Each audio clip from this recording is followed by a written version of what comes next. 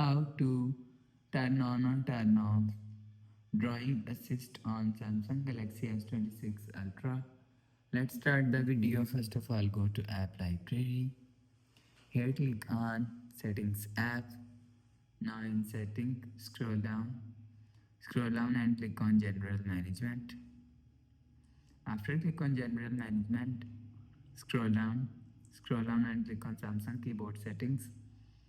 After click on Samsung keyboard settings, click on drawing assist, and after click on drawing assist you will see if you want to turn off drawing assist,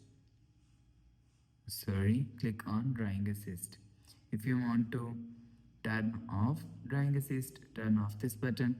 After turn off this button you will see drawing assist is turn off. If you want to turn on drawing assist, turn on this button. After turn on this button you will see drawing assist is turn on. You will turn on or turn off drawing assist from here.